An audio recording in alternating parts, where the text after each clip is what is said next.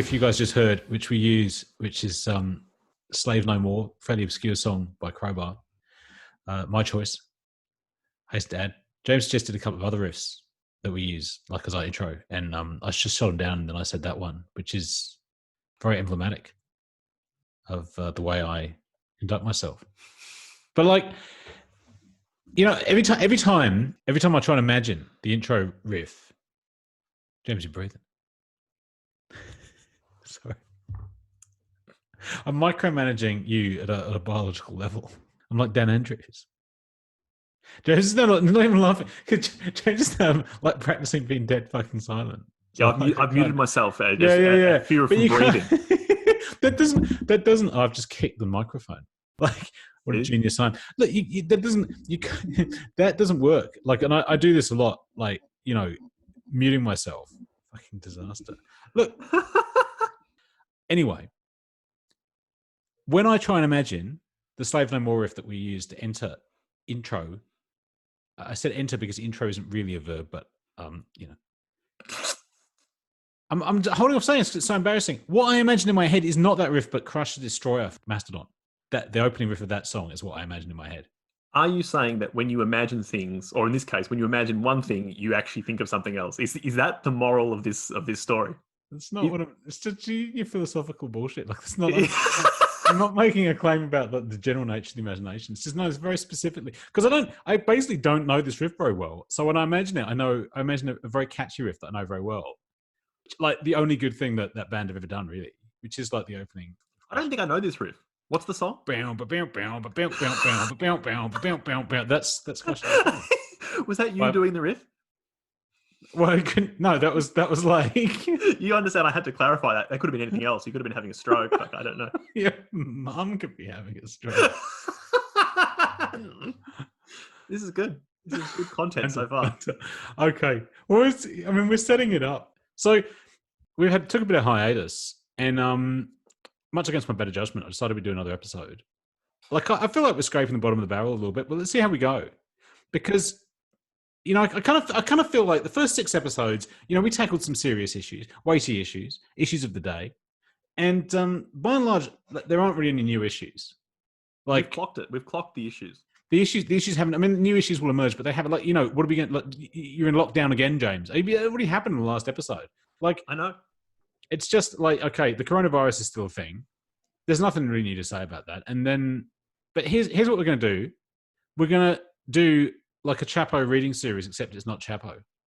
It's the MetaCritique reading series. And, you know, it's pretty pitiful as well, because what I've chosen to read is something, James and I have been kicking this around for a while. I suggested it like months ago to James, because I read this thing and it was terrible. And, you know, I thought we should read it, but does it count as a critique in itself? Like, in the most weak way imaginable, yes. But I feel like we're barely doing MetaCritique at this point. It's really just critique. James? So I haven't actually read this. When you sent me this article, I specifically didn't read it so I could react. I come to it fresh. I can come to it fresh. So just don't mute your mic and we'll be good. This is now a live reaction video. Well, not live, actually, as the case may be, but it is live for me. Yeah, we could put it up on YouTube. Yeah, that's right. So, like, boomers react to Guardian articles. You're wearing a scarf? Is that what you got on? It's just my mask that I was wearing, and I just haven't taken it off because my neck is now warm, and so that's it. Okay, I don't just let's get away. Let's get away from coronavirus to topic. Agreed. So we're because this article deals with the other issue of the day, not the coronavirus, but BLM. And this article is it's from The Guardian. I presume you people are aware of this publication. I have heard of it. I don't know what to say about The Guardian. If you're familiar with The Guardian, you know what it is. James and I feel we both have, I don't know what, I was about to say love-hate relationship, but I don't love The Guardian at all. It's that thing I can't look away. I cannot stop checking The Guardian website, even though I absolutely despise it. And it's basically, in my case, and this is where I probably differ from James a little bit, there's a lack of an alternative source for UK news that I would substitute properly for The Guardian, mainly because the other kind of what used to be broadsheet British newspapers are paywalled. I read it because I'm addicted to the internet. This goes back to our previous conversation, but yeah, I'm the same. I love it and I hate it. I mean, I love to hate it. I think I liked it a lot more 5 years ago.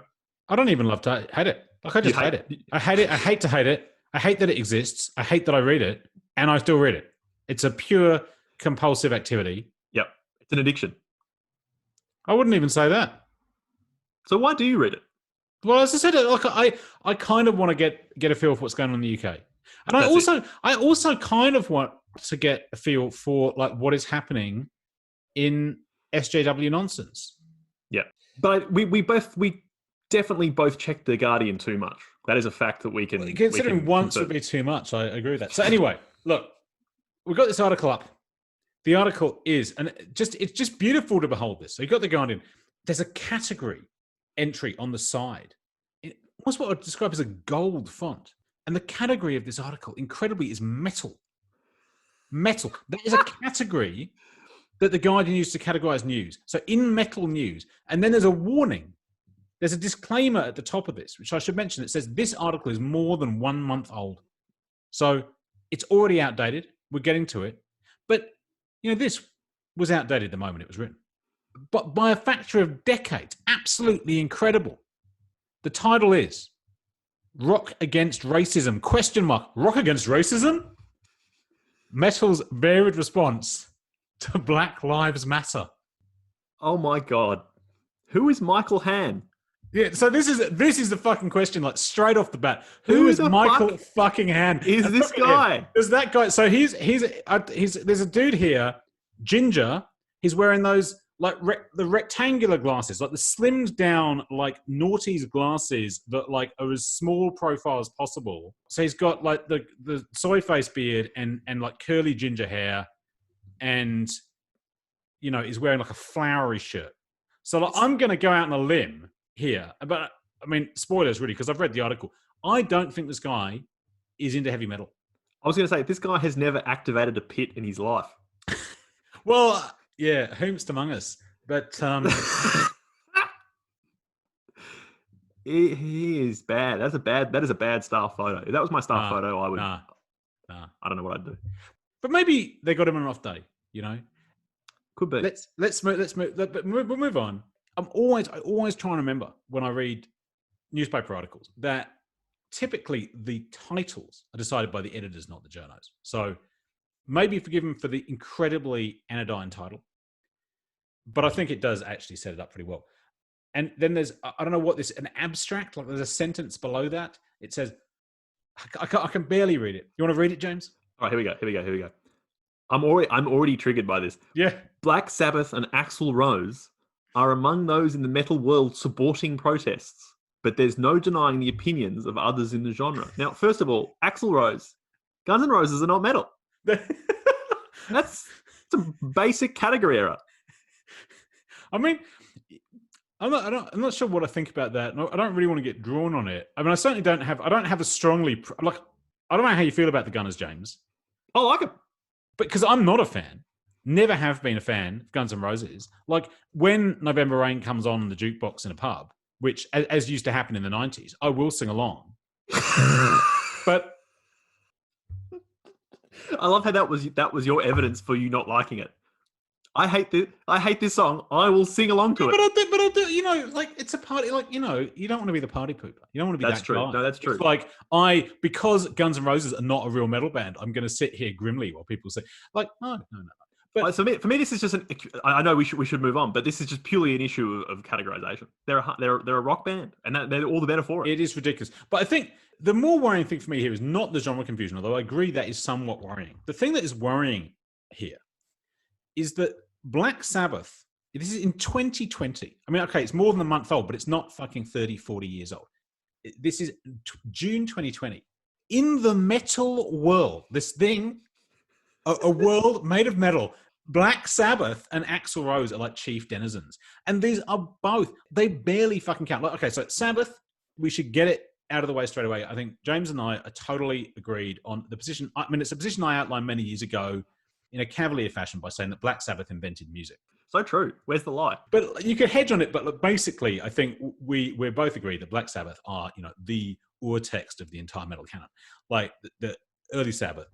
However, Black Sabbath in 2020, I do not believe have like some oracle-like status. I mean, they're basically past it. Like, I don't know, is like Geezer still running it? What's going on there? I don't have paid any attention to anything Black Sabbath have done in decades. I saw them in 2016. They were good. Like, they were good. But it was a heritage act. Because Ozzy was back with them for a while. I don't follow it. Okay, so for years he was out of it.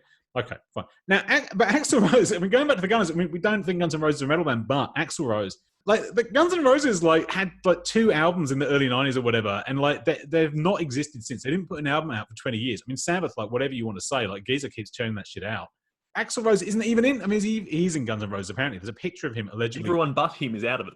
But he's like, it's like a one-man band now, right? It's like him and some session musicians. Yeah, I mean, it's a fiction. I mean, Guns N' Roses aren't real. They haven't been real for decades. It's ridiculous. But let's move on. We'll move on to the first sentence. So it's got this big splash, very unflattering photograph of himself, Axl Rose, performing in Mexico City in March. This is the subtitle, the caption: the band has supported BLM on Instagram. That is such a bad sentence. Because if you go and look at metal bands on Instagram, like, you basically, I mean, I'm going to put a rough percentage on it without, totally unscientific, haven't done the survey, but I reckon 90% of them are going to have, like, signaled support for BLM. Like everyone does on Instagram. And it is true that there are instances, there's a minority of instances with signaled support for BLM. I'm going to go out there and say, though, that's probably true in every category, including, like, Black Lives activists. Like, there's no constituency that doesn't have a, like, minority of disagreement with Black Lives Matters as a hashtag or movement. No, you're absolutely right. Still, there is a bit of a difference here, which is what Michael Hann is going to point out, which is that 10% in the metal world, like, a lot of that 10% are, like, overt racists. There's no point denying metal has a more complicated relationship with race than many of its adherents would like to admit or confront. At its most stark, this is evident in the overt racism that has insinuated itself into black metal over the past 30 years, following the example of the openly racist Varg Vikernes of Mayhem and Burzum. There's now even a genre identified as, quote, National Socialist Black Metal, unquote. What is the word now in that last sentence doing? I mean, there has been for 25 years. What is he talking about? I mean, like, NSBM as subgenre, I feel, really, like, maybe 20 years. Yeah, at least 20. But yeah, no. But this is the writing of someone who has just discovered this information, which, again, right, bit of a giveaway. Michael Hann doesn't have a fucking clue what he's talking about. And I am genuinely wondering what Hann's process is here. Because I think there's 2 possibilities. One is that he was assigned to write an article on this topic. The other possibility is that he himself decided that he was going to write an article on this topic based on something. Like, I don't know, he saw, like, Axl Rose's Instagram post because he follows Axl Rose because he used to be into the Gunners when he was 15.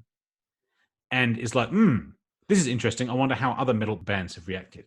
And then I assume he read the Wikipedia page on heavy metal. And that is where his knowledge of heavy metal comes from. There has to be. There's no other option. I mean, even this first paragraph, everything about it is so fucking ridiculous. Like, it doesn't. So the first sentence, it's like this stupid weasel sentence that says absolutely nothing. Metal has a more complicated relationship with race than many of its adherents would like to admit or confront. Now, that presumably could be said of literally anything. Competitive, drag racing. But either of the kind of car kind or the RuPaul kind. Like, either of them must have a more complicated relationship with race than its adherents, many of its adherents would like to admit. What's a complicated relationship? What constitutes one? I don't understand. But presumably the extent this makes sense at all, like, let's give them the benefit of the doubt. Like, it must be said about anything. Everything must have, like, it's clear that a lot of people like to say that there is no complication around race in things. And it's pretty clear that there's some complication around race in everything, I would think. Yeah, I mean, that seems right. I just... But he then goes on. Yeah, go on. Because this is bonkers. He says, overt racism has insinuated itself into black metal. I mean, you imagine, so, like, there's like black metal was innocently strolling around It was assaulted by racism. Like these like white Norwegian church burners were like just doing their own thing with an 8-track, and then somehow like some racists got in the mix. I mean, they point out following the example of the openly racist Varg Vikernes, who basically is the Black Sabbath of black metal. Correct. I mean, yeah, we could debate that, but yeah. No, but like the thing, I mean, is it so Varg? Because Varg is Varg, therefore racism is part of, not but part of the DNA of black metal. Yeah, this is right. And NSBM is it's driven a truck through a like wide open entrance. That's right. And there's I mean, this is going to be only of interest to those who are actually interested in black metal, but this happens all the time in the sense that people usually introduce black metal as a sort of racist subgenre, and they always talk about Varg, and then they always mention National Socialist black metal. But of course, there's actually no relation between, or at least very, very tenuous relation between Varg and NSBM. Burzum itself is, in terms of sonically has very little relation to what would then become explicit Nazi black metal. Musically and historically, it doesn't connect. No, I mean, what you say is completely right and unarguable, actually, which I mean, it kind of contradicts what I was just saying, actually, James. I know you don't ever intend to do that. I try my utmost. No, you're very successful at toadying. But to finish this paragraph, the last thing that bothers me in this is this Varg Vikernes of Mayhem and Burzum. Like both, the of is fucking weird. So firstly, like, Varg Vikernes of Burzum seems to imply like he was in this band called Burzum. No, he is fucking Burzum. It's just a synonym for Varg. Mayhem, okay, like he played guitar on like one song or something. He was in Mayhem for about 3 minutes. Yeah, it's an absolute fucking joke. So yeah, it would be more honest to say Varg Vikernes, aka Burzum. That would be a more honest, absolutely intro, but also completely unnecessary. The whole gesture here is someone has no idea what they're fucking talking about. Talking to people have no idea what they're talking about. Or go, oh yes, Varg Vikernes of Mayhem and Burzum. Yeah, because they don't fucking know who Mayhem and Burzum are, and if they do, they'll think that's a stupid fucking sentence. Jack. No, it's fucked up. And also, I mean, this is slightly off topic, or not only slightly, but a more interesting question, or at least a possible more interesting question, is the fact that the reason why Varg is, I mean, for those of you who don't know, and I'm sure that's true of a lot of the listeners, all 5. The reason Varg Vikernes is so infamous is because he murdered someone and burnt down a whole bunch of churches in the early 90s. And the person he murdered was Euronymous, who was another black metal guy, one of the founders, really, of Mayhem. And what people don't talk about often is that he was a communist. Yeah, but when people do talk about the fact he's a communist, they tend to gloss over the fact that he was a communist because he liked Pol Pot, not because he read the Communist Manifesto. No, I mean, that's true. I mean, he obviously had some issues. But my point is simply to say that there are other, perhaps more interesting ideological conflicts at the root of the second wave of black metal, and also the fact that it's not the case that right-wing racism is at the heart necessarily of black metal as an art form. Historically, it may have obtained that way in certain instances, but I think there are other possibilities the way black metal could have gone, and I think there are examples of that. Well, it has gone other ways. I mean, so exactly. In fact, the very fact that NSBM is a specific subgenre of black metal is indicative of the fact that not all black metal is racist. And I mean, the really obvious kind of alternative, I'm not sure what you call it, like what the subgenre identification is, but like the kind of eco-feminist Cascadian black metal. Yeah. I mean, the most famous exponents of which being Wolves on the Throne Room. I mean, clearly the 2 biggest black metal bands that are around today, I would think, are Wolves and I guess Death Heaven, if you count them. Probably, yeah. But I mean, interestingly, Wolves were picketed in Germany by Antifa because they play black metal. Because people just associate any kind of interest in nature as fascist. No, that's true. Well, this is why they were picketed, because they were a black metal band who talked about sort of nature and spirituality, and that up to a particular stream of left-wing thought that is inherently fascist. And that's, I think, where a lot of the confusion derives from, because black metal is interested in sort of neo-romantic understandings of nature, which, the Nazis were in certain ways interested in. The connection is made. I mean, I feel like in Germany, there's like a really particularly unhinged way these things operate. I mean, it's most obviously visible in the kind of anti-Deutsch reflex of being very supportive of Israel and potentially even America, because those are forces which were seen as anti-Nazi historically. But yeah, so anything that's associated with the Nazis, even in the thinnest possible way, has to be opposed. Basically, Wolfson and Thornham have like the most anti-fascist politics you could have. Yeah.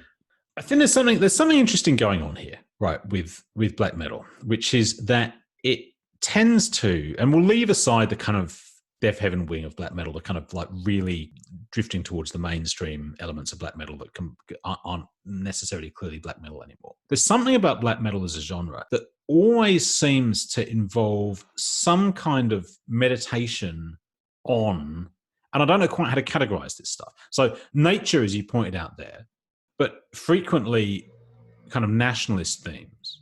Yeah, I mean, basically, those are the two options that come to mind. I don't know what, like, or Satanism. So some kind of like religious, or I mean, that's the really obvious, like, early one for the most part, right? The early impetus of black metal, including Varg's, so Varg is a racist, but he's also like vehemently anti-Christian. For him, the two things are associated, but that requires some quite extraordinary cognitive moves on his part. Generally, those two things, like racism and hating Christianity, like they don't have an automatic association, although they are often in extreme metal do tend to go. I mean, there's a lot of stuff going on here. I mean, one is there's two things here. I mean, the thing that really fascinates me, but I have absolutely no idea about, is the connection between the two. There's what's happening at an ideological level with black metal and what's happening at a musical level. We could talk about all kind of musical genres, and perhaps we will in this respect. It seems to me, though, there must be some kind of connection between the music and the ideology. It doesn't seem terribly obvious. I mean, people try and draw this connection, but I find it very implausible.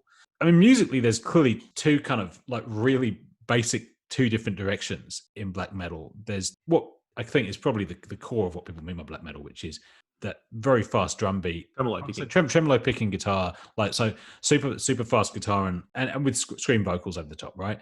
And then you've got what Burzum mostly is, what Varg stuff mostly is, which is ambient electronica. Yeah, which is like clearly not the same genre of music, like at a musical level, but coexisting on the same albums, and like Fenris of Darkthrone talks about this, but people often forget that there were clear connections between early black metal, and by that I mean early second wave black metal, and electronic music like techno, because both are rhythmic, fast, repetitive. Varg was well known for like going to electronic shows and electronic clubs in the early 90s and just hanging out I'm sure he was an absolute weirdo and hanging out at the back, and just Fenris himself is what was like heavily into like the Detroit electronic scene, specifically the techno scene. And the point of affinity there obviously is not ideological, although there might be certain affinities, but the main one is the aspect of repetition and rhythm, the patterns that emerge out of repetition. Basically, that what they're talking about here is capabilities of what trance can do in music, and that's important, and that makes the connection between, for example, the dark ambient and then the very, very fast element of it. It's about patterns and shapes that emerge out of the music, and really what that means is, and you hear this across all kinds of black metal artists, is it's about the atmosphere, which of course is could mean anything and nothing, but that's what they're going for. Yeah, I mean, I feel that trance is the key word here, and I think because getting back to the ideology of black metal, like to me, it seems like it's pretty unified. Like there's a kind of basic idea of a rejection of, I think you could say, modernity and also Christianity. I know there are Christian black metal bands, but like they're few and far between. Like it seems contrived. It's not worth mentioning. Yeah. Actually, I have to say, because they are worth mentioning, like Obsequiae, my absolute favorite band, who are potentially categorizable as black metal. Look, I'm not sure what their relationship to Christianity is, and that'd be an interesting question. Nonetheless, they're channeling the basic, because if they're channeling anything, it's medieval mysticism or something like that. Yep. Because there's a rejection of modernity, and it seems to be specifically focused on the kind of spiritual modernity represented by Christianity, and an attempt to go back to something earlier. From that point, really, you can go Satanist, you can go nationalist, you can go pagan, because I think that's the point. It's paganism that's the point of commonality that these super left-wing, right-on US black metal bands have in common with, because that's not that far from Satanism. Once you kind of go, it's like eco-paganism, and we want to like think about the forest, that's actually pretty similar to ultimately what Varg's doing, because he's thinking about the pagan Nordic religion. So Varg's positive agenda at times was like openly Nazi, but then that is what I mean, here, Antifa in Germany are right. Insofar as a really important reference point, particularly for the extreme, esoteric SS Nazis, which is what Varg was into, is Nordic paganism and all that stuff. And you see this all over the place. So you see Mexican black metal bands who do songs about Aztecs and human sacrifice, and you see this extraordinary, what they call English heritage black metal in the UK, which is not overtly racist, but like still kind of nationalistic, and for some reason like exclusively focused on the 500-year period of British history that was Anglo-Saxon before the Norman conquest, but after the Romans left. What a lot of these bands, regardless of political ideology, have in common is, and this comes back to what, Obsequiae and the bands you were talking about, is using music as a medium through which to somehow, in some way, access or confront the past, or for the past to somehow emerge in the present. And that comes back to like kind of the ritualistic element of black metal. So, and that's the trance element. I think where they differ though, so I think almost all black metal bands are going to agree on that there is some kind of connection to the past in the present. But where they obviously differ is when their politics come in. So in the case of someone like Varg, he's clearly doing it in the name of, it's a rejection of modernity, but it's also a rejection of multiculturalism, of kind of all this kind of stuff. And in the case of someone like people like Wolves in the Throne Room, it's actually a harkening back to kind of pagan communal living, pre-capitalist, this kinds of stuff. So it's really what the political project differs in regards to what they want to do with this interaction with the past. I don't know if you think that's fair. No, it's fair, but I mean, they are still quite close together in really, I mean, so Varg himself is quite explicit now. I mean, Varg now is, more of a, I don't know what, like, I want to say YouTuber, but he's been banned from YouTube, but he's like a right-wing internet guy much more than he is a musician, although he still dabbles in music, but I suspect that's mainly because it's his only source of income. But Varg's absolutely explicit that his position, although like it's kind of Nazi inflected and clear, as overtly racist as you can possibly be, to absolutely crazy hyperbolic degrees, he's absolutely clear that he considers himself to be closer to kind of like hippie eco types on the far left than he is to, he said, like, I'm no affinity for the organized far right, because he's completely, so I mean, he's basically a kind of eco-anarchist. He wants civilization to be completely destroyed. I mean, there's a certain honesty to Varg there, in the sense that I think he's actually connecting to sort of a more genuine conservatism there than a lot of what modern conservatism claims to do. Yeah, well, it's more than a conservatism. I think I think conservative doesn't cover it when what you're talking about in his, I mean, like Varg wants to go back to the Bronze Age. I mean, he wants to undo 3,000 years of civilization. Now, that is not conservatism. No, that's true. Conservatism means, there's aspects of the present. So, and I think that goes along with the paganism. So black metal, whatever it is, cannot be conservative. It's extreme and it's radical. And I mean, like punk or a number of other kind of extreme musical genres, you get people on the far right in these genres, but you've basically got to go either far right or far left if you're going to go political at all, because the extreme genres lend themselves to extreme and radical positions, which if you're into a kind of music which is totally antithetical to what most people are into, and most people consider it like, not even music and all this stuff, then, but I'm not sure maybe that's too easy a way of putting it. Because I mean, going back to this trance point, like the thing that occurs to me, if we're going to try and bridge the music and the ideology, there's a kind of idea, which I think actually is ridiculous, but I think quite widespread in black metal, that somehow black metal, which is an extremely new form of music, gives you meditatively a route to make this impossible leap back into the minds of people 3,000 years ago. Which to me sounds like the most unlikely thesis you can have, but I genuinely think that's what the practitioners kind of think. No, it's absolutely right, because I mean, this is, despite everything, and this must be like the mystic strain of my thinking. I buy into that, even though of course I have the same skepticisms you do, but I fully buy into that when I'm listening to black metal, and I like to think it works. Yeah. But I'm a proper fanboy. Yeah, no, because cards on the table, like you're a black metal guy. Amongst other things, and I am not. And that's right.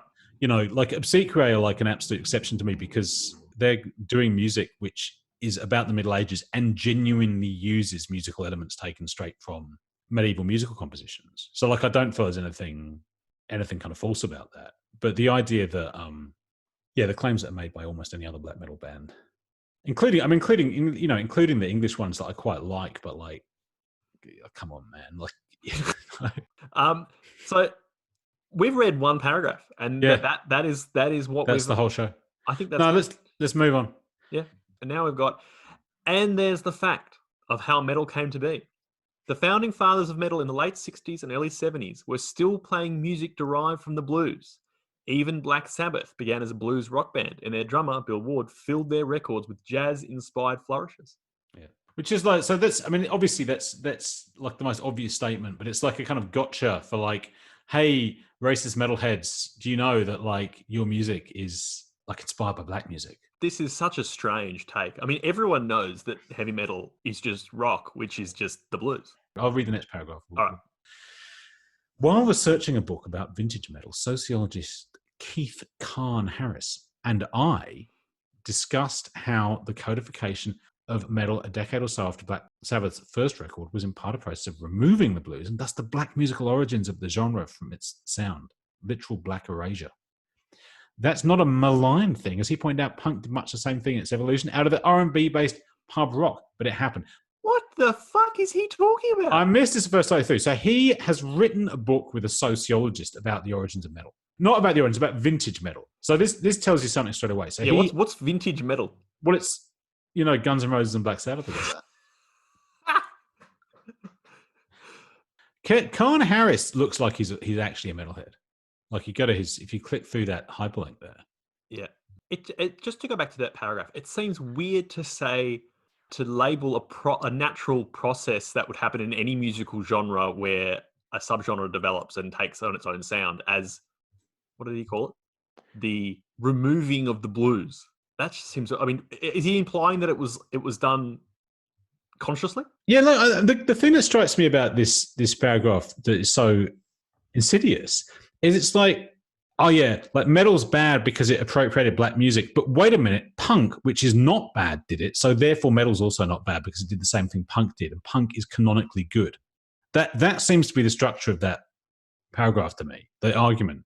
It's not a malign thing because punk did it, and punks are cool because they're middle class. Oh my god! That's not my line. That's Bruce Dickinson's line. That's so true. Bruce Dickinson's line is that punk was a trick played on the working class by the middle class art fraternity, basically. Yeah. And they worked out a way of just making a whole bunch of money out of middle class fools. And also explicitly, so like the kind of McLaren, like, Sex Pistols thing, like absolutely explicit. That's what they were doing. I mean, yeah, that's exactly right. I mean, if on that level of generality, punk, despite its claims, has always been a middle class genre of music, and heavy metal has, for the most part, been a working class one. Now, there's obviously exceptions to that, but in terms of their origins, I don't think that can be disputed. I feel like the thing, like in England at least, the big thing actually wasn't so much class as rural versus urban, because Maiden obviously famously are from East London, and Black Sabbath are from Birmingham. But the place where in the 80s, like Iron Maiden was the most popular band in rural England, but in the cities was considered completely cringe. And in the cities, everyone was, into punk or whatever. In the early 80s. That's an interesting point. I've never thought of it along those lines. I don't know how clear that is. I mean, that's all based on this bizarre anecdote I once read in an interview with the English comedian, if you can call him that, Harry Enfield, who described how he had to move to like rural England from like London as a teenager and was like, punk's happening, I want to riot. And everyone there would just listen to Iron Maiden and had. Okay, so it has been heartening to see so much of the metal world react to the Black Lives Matter protests, not with a shrug, but with a recognition that sometimes the right thing to do is to speak. Kudos to Black Sabbath for printing T-shirts altering the logo from their Master of Reality album to read Black Lives Matter. Respect to Serge Tankian of System of a Down. That's bad. For taking a very clear stand. Coordinate online and block every street everywhere and force the regime to resign. The time has come. Your time has come. At Real Donald Trump. Credit to all the metal bands coming together on Bandcamp to raise money for Black Lives Matter with a benefit compilation. So Serge Tankian is like horrifyingly the most like current person who's been referenced yet. This is unbelievable. So System of a Down were like, who were bid banned for like 5 minutes circa 2000. Did they do Chop Suey? They did do. But I fucking hate that song. That is not a good one. I'll admit, I listened to that album, the Toxicity, that they put up around 2000 and 2001 maybe, and I happened to get the MP3 rip off my brother, and I listened to it a bunch when I was binge playing Civilization 3 when it came out at the end of 2001. Tale as old as time. But basically, System of a Down's whole thing, which is indicative, like it's shown in their fucking name. The whole ethos of System of a Down is like taking a dumb political stance which has no meaningful content. It's kind of an aesthetic of taking a political stance. So their whole thing is like they're kind of like a political band, but they don't actually understand politics at all. And their name, very name, System of a Down, is like something that sounds like it's like a political criticism, but is absolutely meaningless. Not in the sense, but not in the sense like you're going to say, what is a complicated relationship with race? That's meaningless. Well, okay, in some critical level you can make a point on that. This is not. It's literally meaningless. Like it doesn't mean anything at all. They're one tier above Linkin Park, and I know you don't want to hear any bad words about Linkin Park, Jack. but like who are one stage above a boy band. Like it's totally fucking confected, and that is in fact shown. Like Serge, obviously, I don't know much about him personally. I know he's been active in many worthy causes, but his tweet is just absolute fucking nonsense. Like as well, coordinate online and block every street everywhere. Okay, so it's clearly absurdly hyperbolic. But then it's force the regime to resign. So he thinks what Donald Trump is gonna. He's going to say. I don't even know. He's going to see all the System of a Down fans on the street, and he's going to send in his resignation letter. I don't even understand. What does that mean? So he's like, let Mike Pence take over? Or like he thinks the entire of the executive of the US government will resign en masse and say, hey, Hillary won. Like, is that how? I think the answer to that is I actually think he does think that. Yeah, I think he actually might believe that. I mean, it's so fucking indicative because this guy is writing this. He's like, respect to Serge. He says, respect to Serge Tankian. So you get respect if you make a tweet which is supportive of Black Lives Matter, even if it's totally nonsensical. Whereas if he'd said something that was like mildly critical or engaged with it, he would have received no respect because he'd failed to signal his like total obeisance to this. All I can think about is when LEG misspells respect. Respect. Yeah. RESTECP. No, but I think that's right. It's on the same level. No, like Han here is absolutely. That is absolutely what I was thinking. It is like he's a respect to Serge Tankian of a Down for taking a clear step. Like this is 100% what he's fucking doing. And like, who the fuck says respect to? That's not a contemporary phrase. Like the guy's been in mothballs for 10 years, and someone's him down. You just know he was listening to Chop Suey while writing this article. I'm going to continue. Astonished appreciation as well to Axl Rose. He's astonished. He's astonished because Axl Rose is a dickhead, apparently. Whose lyrics for 1 in a Million are nakedly racist and offensive. I don't know this song. For both the fact that Guns N' Roses giving support to BLM on Instagram and for Rose's unequivocal taking of sides against Donald Trump. And there's a quote, lamestream media isn't doing everything within their power to foment hatred and anarchy. That's you. She tweeted at Donald Trump. As long as we get what you're doing, I mean, you're spelled you are doing, that fake news, are truly bad. It's interesting because his band has the word in it, but he also clearly believes that it is a word and uses it. Repulsive excuse for a person. Axl Rose writes in like text speak from the early noughts. Like it's what is happening? Is this the only quote he could come up with? A person with a sick agenda. We can work past you with whatever it takes to a better, stronger future. ! That's the giveaway, isn't it? He's used all these kind of like abbreviations, like uses the letter U instead of the word U, but puts 2 exclamation marks in the end. So he's like reduced the number of characters in his tweet so it'll fit, but then like just you also just chucks in totally unnecessary ones, like the apostrophe after What is going on? I don't even know what he's saying. It's even more fucking stupid than the previous one, because like Serge gets respect for like supporting BLM.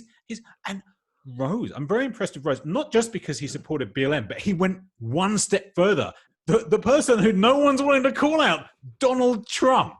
Like the guy... He really went out on a limb. The guy who has... People in his own fucking party are embarrassed to support it. Like, it's the most inoffensive and anodyne thing you could possibly do to criticize. Like, talk about how Donald Trump is fake news. It makes me want to vote for Donald Trump. Is Axl Rose a boomer? Because I think is he old enough? I feel like this is. Yeah, he would be. I reckon. He'd be a late boomer. Yeah. All right, I'm going to read. Shall I read the next paragraph? Please. While it would be nice to report these responses were universal, they're not, even within the same band. John Dolmayan of System of a Down's drummer used Instagram to offer his support for Trump's claim to be the greatest friend to minorities America has ever had, and has continued on that track, suggesting Democrats are the true fascists, the true bigots hidden in plain sight from the same party who fought to maintain slavery, Jim Crow, non-voting rights for women, and who were directly responsible for 70 plus million abortions, a large majority of whom were black. You don't want free speech. You can't handle free speech because you are cowards and need to be herded along with the rest of the sheep. Sandra Araya, the wife of Slayer's Tom Araya, has been posting racist memes to Instagram. And while the views of one person in a marriage should not be ascribed to another, Slayer's own record on racial politics isn't watertight given the controversy surrounding Angel of Death, their song about Joseph Mengele. That is unbelievable. I've got to stop you. I mean, it's Joseph Mengele. It's not Joseph Mengele. I mean, sure. I was giving it the Anglo pronunciation.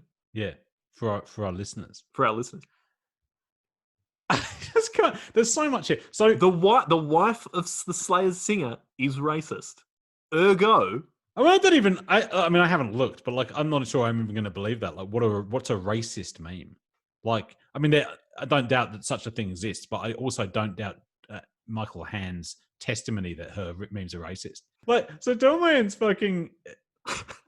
So he's like an absolute, like, by the book, like this line. Who's this guy? There's this ethnically Indian guy who's done a series of documentaries on this. Dinesh D'Souza. Who did this series of documentaries about basically how the Democratic Party, you know, I mean, it's like the stupidest expose ever, and it's a popular talking point on the absolute cringiest, least right wing part of the Republican Party, which is actually, did you know the Democrats are the party of slavery? Which is like entirely true, but is the genetic fallacy. Like, is like, yes, this political party that is now like anti-racist, if you trace the same institution back, it used to be racist. And there's this guy whose name I've forgotten, like, did a series of documentaries. We basically tried to claim that the Democratic Party at some very deep level has remained exactly the same party and is just pretending to be anti-racist or something like that. But anyway, it's completely cringe, dumb, you know, center-right GOP partisan take. But I mean, again, noticeable thing here, like, doesn't in any way question the Black Lives Matter narrative. I have no idea whether this is even contemporaneous with Black Lives Matter or like what. The way you segue here is saying Axl Rose is not only pro-BLM, but he's even anti-Donald Trump. But unfortunately, here's a guy who's pro-Donald Trump. So there's a guy in the metal scene who, gotcha, supports the US president and the ruling party in America. And so they're actually racists. Like, I don't know, it's possible this guy's like a virulent racist. I've like literally never thought about him before reading this paragraph, but not exactly great evidence. And yeah, the wife thing, as he points out, it's so fucking dumb because it's like, oh yeah, there's like a racist who's married to Tom Araya. Tom Araya, incidentally, who is not white. Yeah, he's Chilean. Right. I mean, I guess depends what the standards of whiteness, but by, you know, American, because obviously a lot of Hispanic people are white or consider themselves white. But I tend to think in America, if you're Hispanic, you basically, are considered to be. So anyway, But what's wild about this too, just as an aside, is that, I mean, it shows he hasn't done much research because Tom Araya, that is to say, the husband of the supposedly racist wife, has explicitly endorsed Trump on Instagram and got in a lot of trouble because of it. And Kerry King, the guitarist for Slayer, endorsed Hillary Clinton. And also the fact that he used the Angel of Death example about Mengele, there you go, when that was solved in the 80s. Because it was a song about the Holocaust, and they made pretty clear at the time that it was a song about the Holocaust. We haven't gone out and said and explicitly criticized the Holocaust because surely that's obvious. Yeah. I mean, they said that in like 87. Yeah. I mean, Slayer's aesthetics historically with this kind of mix of satanic imagery with like Nazi imagery. Yeah. Which got them in huge trouble in Germany because so the S in Slayer looks like a sig rune, like the SS symbol. Incredibly, Slayer called their fan club the Slaytanic Wehrmacht, which is just the best name for a fan club. Unbelievable, but so on the nose. The Slayer basically, they never wrote a ton of songs about Nazi war criminals, but they just had like a fascination with this stuff, right? Yeah. Absolutely explicitly, that's what the songs were about. And the guitarist's father he fought for the Americans and had all this Nazi memorabilia. And so he just grew up hearing about Nazis. But Kerry King, like if you were going to do an expose on the racism, if you knew what you were fucking talking about, right? And you were talking about Slayer, who like vastly more than I guess any of the other bands mentioned so far in this conversation are actually like a significant force in the metal world still today, right? If you were talking about Slayer, you would point out what I've had to point out to you in the past, James, which is, Kerry King was virulently racist openly in the 90s. Like he took to the stage at Donington circa like 96 wearing a t-shirt. It was around the time that the Malcolm X movie X, directed by Spike Lee, came out. And he wore a t-shirt saying, "You wear your X," with the like stylized X from the Malcolm X movie. "I'll wear mine," with a Confederate flag under it. And that was right at the peak of Pantera too, right?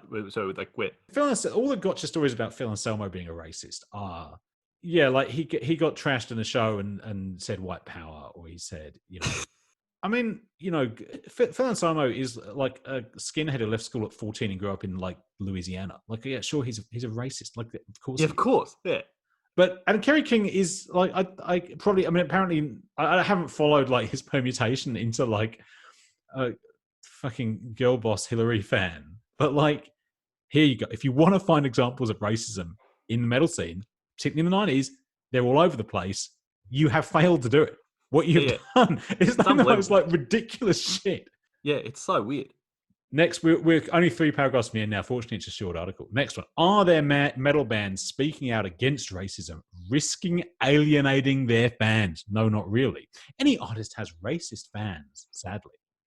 It is true if you look on social media, those posts will have some fans disagreeing with them angrily. It's true, too, that some people are just stupid, whether or not they're racist. Like the fan who tweeted to Tom Morello that he was a fan of Rage Against the Machine until your political opinions come out.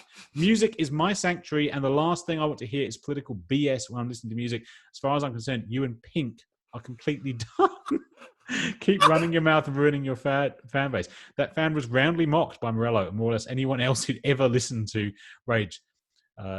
Doesn't say Rage Against the Machine. He says Rage, but I think he means Rage Against the Machine in the context. Yeah, well, sure. This guy's an idiot. Like, okay. He's a moron. Yeah, some people are just stupid. Fine, yeah. Pink, completely. What's Pink done? But he's completely lost the thread of his point. Like, what is the point of this article? What is he saying? Oh, it's so bad. It's the worst article. Like, it's unbelievable. Because the guy just doesn't know what he's talking about. So he's mentioned Tom Morello here, Rage Against the Machine. One expects them to come up in an article about metal and race because of, being the most vehemently anti-racist band in history.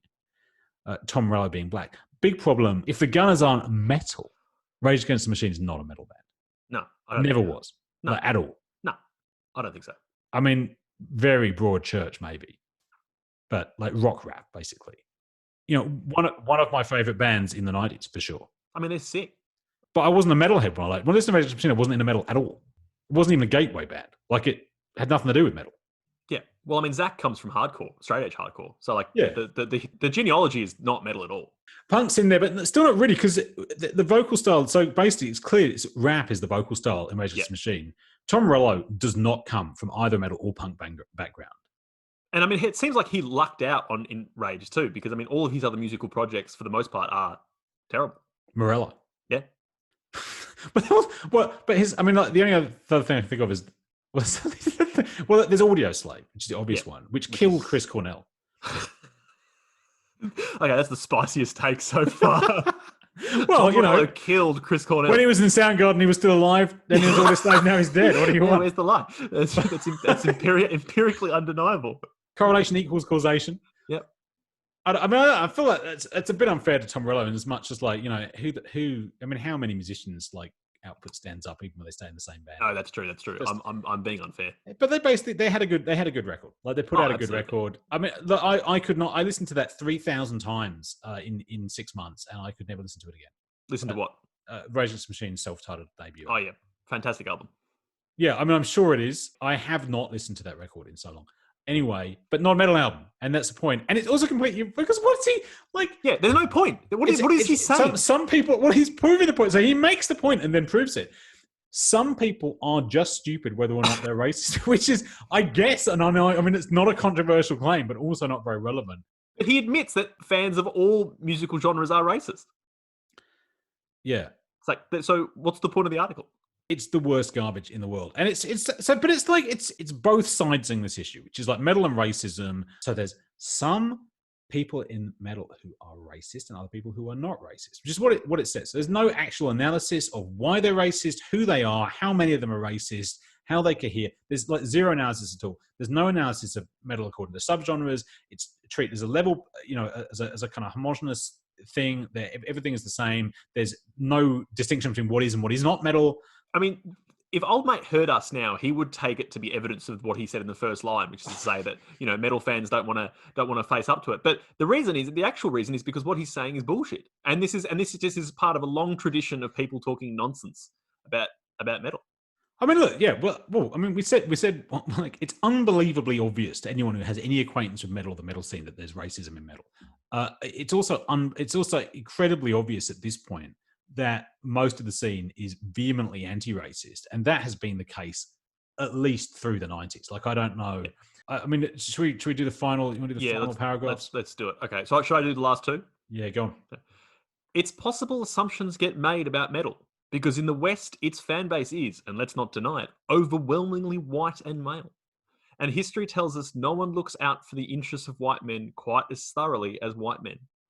But metal is behind only hip-hop as a truly global music, with no colour bars in the rest of the world.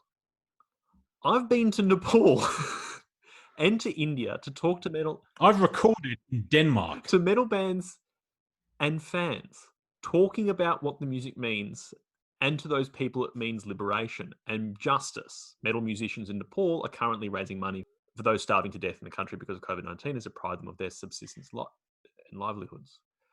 Sabbath, Axl Rose, and Serj Tankian are fulfilling the promise that those fans I met in Asia thought metal has made. They are supporting liberation. Any fan who has a problem with that has misunderstood metal.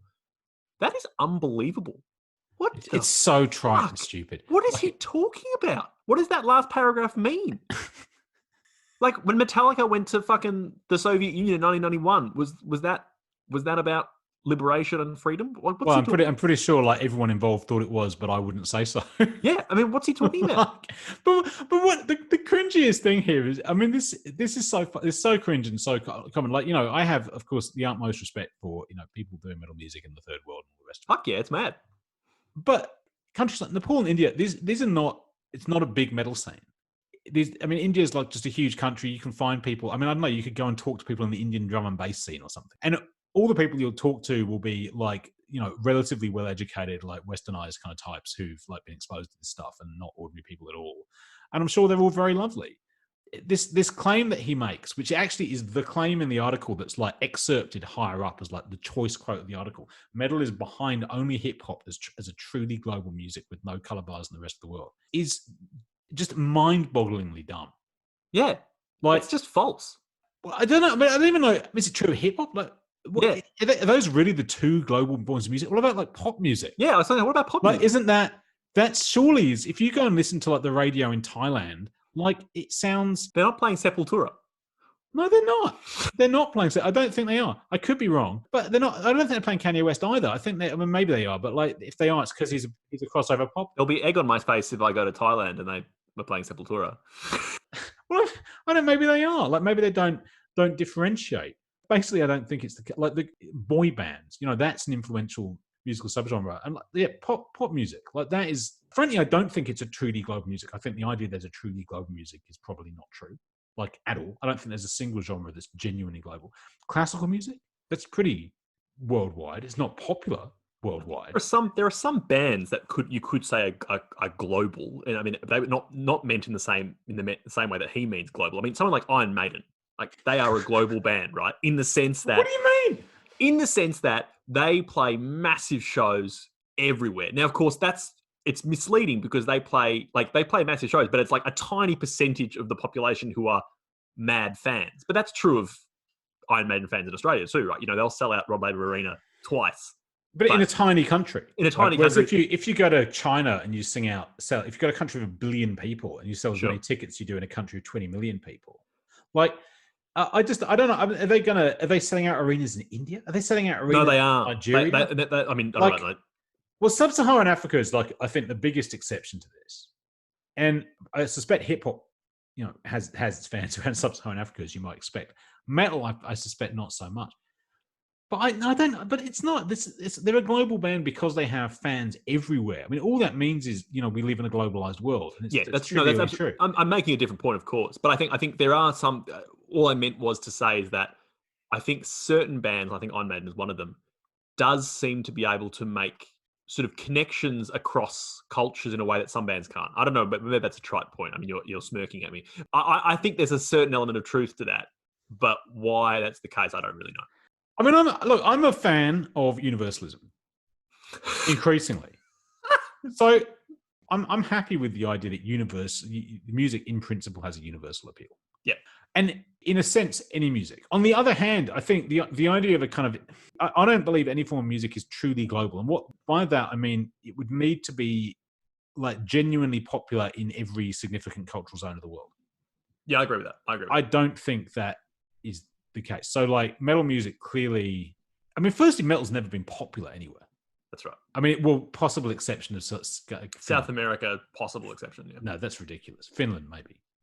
South America's like absolutely the opposite. What is this man trying to say? Can we paraphrase this? Because I'm actually genuinely struggling. What he's trying to say, he's trying to say metal is problem. Metal needs to like self-crit. Metal needs to look at itself because it's what. But he also says that people within metal are pushing for liberation. Yeah. But some metalheads, such as John Dolmayan, a drummer, like in a note System of a so Down. That is it. Tom Araya's wife. Tom Araya, when he wrote a song about Nazis in the 80s. And let's not forget Varg Vikernes. Like, and to be fair, Varg is pretty much a professional racist. But the problem, Varg is so sui generis. Like, there's no general point. I mean, I think this is what you were saying, I think, about Varg, which is like, Varg is Varg and is so off on a limb of his own. Like, I mean, in a discussion about black metal like we had, you got to mention Varg, but like basically is just his own thing. And Varg is off chops. Like, he's an insane prepper now who just happens to have, you know, occasionally write black metal songs. Yeah, no, totally. But he was always insane. And always insanely right. Racist, like, or racistly insane. Like, he was. Yeah. That is who he was. Presumably at a very young age. I mean, ever since his childhood in Iraq, you know, it's a bizarre backstory that he grew up like his dad was an oil engineer and he spent his like part of his childhood living in Iraq as the only white kid in the school. It's like an Iraqi public school. I mean, by the time he was 19, he'd like murdered someone and spent like 20 years in prison because that's the maximum prison sentence you can get in Norway before getting let out. Stabbed the guy 48 times, whatever it was, and also burnt down like all the historical churches in Norway, according to the court. Though he denies all of it, of course. I might be a racist, but I'm not a murderer, and I may be in favour of church burnings, but I didn't burn them down. I didn't burn them down. Like, you might not. I don't know. Yeah, I don't know there's much of a takeaway here. Like, I mean, if I want to have a takeaway, it would be like The Guardian is absolute shit. Like, it's just like this. This is, if you wiped your ass with this, your ass would be shittier. Actually, I'm glad I didn't read it until we read it out loud, because I was expecting it to be a bit cringy, but this is actually literally incoherent. Oh, it's just garbage. And this isn't just out of like me being defensive of metal, because I don't care. Like, this article has no point. It has 660 shares in the month it's been up. Actually, it's also of a genre. There is a long history of articles and thought pieces and all this kind of stuff like this, which is to say, metal is somehow unique in its racism or subversive nature. It goes back to the 80s and the 70s. Just looking at Michael Hann's page now, and they've got Michael Hann is a freelance writer and former music editor of The Guardian. His most recent article is AC/DC, their 40 greatest songs ranked. Fuck me. Girls' School is an article on Girls' School, an article on Neil Young. Like, I just think this is the kind of guy, He's a Rolling Stone guy. It's a Rolling Stone take on metal. Yeah, and I was going to say, like The Wire or something. Like his Q. I was going to say, like his knowledge of metal is basically because he knows about classic rock. Yeah, that's exactly right. And that's why he's had to segue in this nonsensical fucking article. He's got no idea what he's talking about. But he's trying to talk about a political movement, which as a Guardian journalist, he's clearly very aware of. Then splice it into, and I'll be honest, I don't think I've got a fucking clue what's happening in the metal scene in 2020, or even if that's a thing. I don't think it's a thing anymore. It's too diverse. No, because and too online. There's no relation between a Blind Guardian fan and a Burzum fan, or if there is, I think there's people like both. I mean, me. People used to like go to the local like rock pub and like watch the live bands, and you'd see various kinds of, like there was a metal scene that was relatively cohesive, and people liked different things, but they knew each other and so on, right? And I'm sure that kind of still exists, but I just think now the extent to which, like, I haven't been connected with that, since my early 20s, and I kind of doubt that exists now. But I guess I don't know because I'm too fucking old. But it's also just that really cringy Guardian take too, that and it comes back to what we were talking about in the earlier episodes, that supporting a political movement is just reduced entirely to the symbolic. So I buy a Black Sabbath shirt that says Black Lives Matter, and somehow I've helped the movement. And of course, the money goes to it, but But it's also the converse worry, right? That you might accidentally support the wrong political cause by listening to the music of a guy whose wife tweeted something you don't like. Tom Arai's wife is racist. Oh shit! Like, I honestly don't care if Tom Arai's wife is racist. No, I don't care at all. I'm not happy for her, but that does not vex me, or I do not consider this to be a problem, possibly for Tom. Like, but I mean, does she know he's Chilean? I'm looking up Sandra Arai's. Maybe she's deleted her Instagram after that brutal takedown in the Grauniad. No, she's still got it up. She's got a private account. Her account is privated, so she's presumably privated it after that, and she has 33,000 followers. But why do we expect these people that, I mean, in this case, it's not even an artist. It's the wife of an artist. Why do we expect them to have the same views that we have necessarily? I don't get it. I mean, we'll get philosophical now for a minute. We've got to, like, I do not believe that people have durable opinions. Oh, I agree. Like, I don't even agree that your opinions are part of your personality. Like, I mean, I haven't really encountered people like this for years, but I was like, on the kind of anarchist activist left, and you'd go to meetings and people, the way people would talk, you're like, this guy literally never had a racist thought. Like, I'm like, you can't be policing racism to the level where if anyone ever thinks something racist, you need to beat them up. Like, if you never, because everyone, like, surely our society is systematically racist. Surely, okay, maybe you think non-white people can't be racist, but like, surely that means every white person at some point has had a racist thought. Surely. I mean, this goes back to, what Brian was talking about, this kind of leftist Pelagianism, which is to say that they believe there's no original sin. Like, there's some people are totally without sin politically. Yeah. The way people act now, cancel culture, all the rest of it, seems to imply that it's normal to be totally pure, have never had a racist thought or inclination in your life, which is absurd, which is why these people always get found out because they used the N-word in a tweet they did in 2011. Yeah. Are they surprised? I don't think they're not surprised, they're outraged. I mean, there's this really paradoxical nature of outrage itself, because outrage always confects to be surprised. Yeah. But surprised at things that are commonplace. That's the very nature of outrage. It's like, I cannot believe that this is what 90% of people believe. Like, I cannot believe that people are out there outrage is precisely what happens when a normative conception of how things should be meets a world which doesn't live up to it at all. That's what outrage is. And that's what outrage culture is. And why it's so utterly unhinged. Because when you apply that to individuals and you say this individual needs to be punished because they as an individual are doing what absolutely everybody is doing, or like very large numbers of people are doing. Can we say this about this article? Yeah, in essence, because they make these points like, every scene has some racists, which is absolutely true. Yeah. Right. So what's your fucking point? Your point is they're a racist. And exactly? So what's the fucking point? To be honest, I think there are points that could be made. Right. If you want to do a really serious deep dive into the history of metal, analysis of its socioeconomic coordinates and how it's related to racism. No one is for a minute denying that certain racist associations or elements of racist history with metal. Of course, it comes back to what this article's about. It's actually just about purging via the symbolic. Yeah, it is. I gotta go. Goodbye. See you soon. Good chat.